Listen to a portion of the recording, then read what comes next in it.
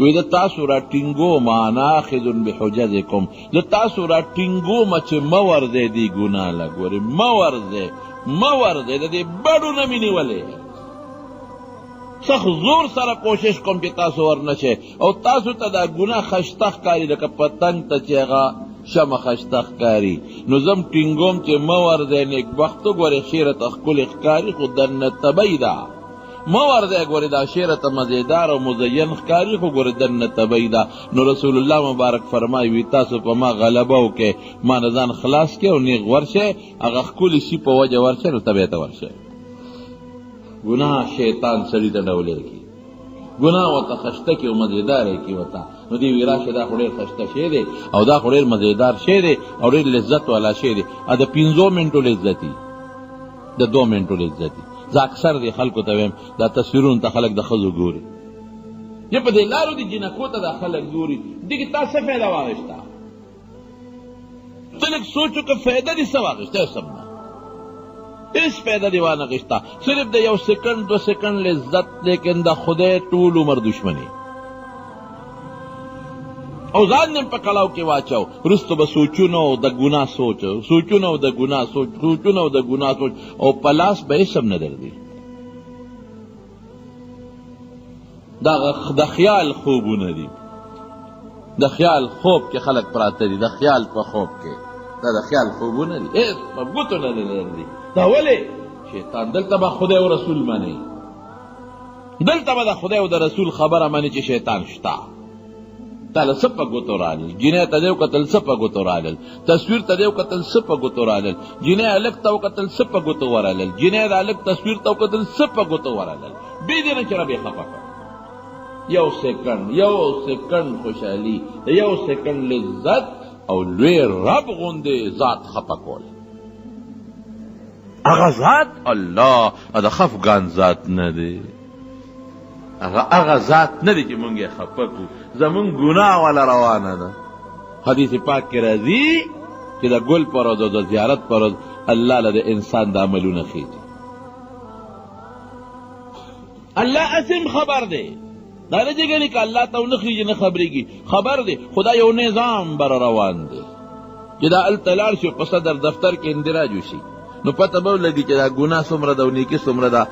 دوزخ له به ځي او که جنت ته به ځي ګل په ورځ زمونږ خو نیکي نشته زمونږ خو ټوله ګناه روانه نیکي خو نشته ګناه روانه ده ګل په ورځ او زیارت پر او خدای د هغې مقابله کې مونږ له سره لیږي رزق خدای د هغې مقابله کې سره لیږي بچي الله د هغې مقابله کې سره لیږي الله هلته ګناه روانه ده او کافران ولا کفر لیږي او شرک ولا لیږي لیکن خدای په روزي بنده نه کړه الله را طرف نه ولا میوې درې وځای را روانې داسې خدای خفه کول د یو 5 منټو په ګناه د یو 2 منټو په ګناه لږ ټسټ او لږ لذت او ټول عمر د خدای دشمني نو حضور پاک فرمایي زه ما به بډو نه نیولی لکه پهلوان د بډې نه ونیسي منډه نشي والی چې دا بډه شلېږي ما د کلک نیولی قرآن درته ویم حدیث درته ویم دلیلونه درته ویم کلک مې نیولی چې مور دی وایي تاسو په ما غلبه کوئ ورمنډې وهئ ورپسې ګناه له ورشئ ښه خشته ښکاري ښکلې ښکاري که نه نو طبیعي ته ورشئ ګناه مثال د هغې زهرو دی چې په خولې خواږه لګي نو خلک وي دا خو خوږ شی دی مزېدار شی دی او ډاکټر ورته وایي چې نه ګورې که دې وخوړه طبعي ده ستا لپاره دا د ګناه مثال نو مشکي بابا وایي چې سړي لاس را واچو ښځې راته دروازه بنده کړه چې پرېږدم دې چې دا ګناه به کوې اوس دلته 2 مسلو کې ګیر شوم یا خدایا ګناه کوم الله خفه کېږي الله خوشحالوم ښځې سره سوکم او ښځې وایي چې پرېږدم دې چېته لاول خو دې په دې چاړه وم او دویمه خبر ده چې چغې وام خلکو ته چې راشئ ما پسې کور ته راننوتې دي د شرمونو دې شرمو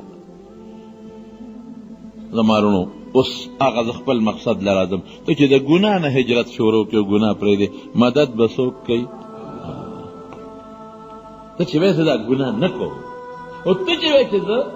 الله نه خفه کوم او الله خوشحالومه رب به مدد کوي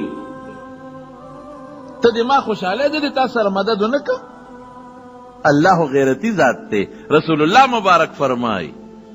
انا اغیر منکم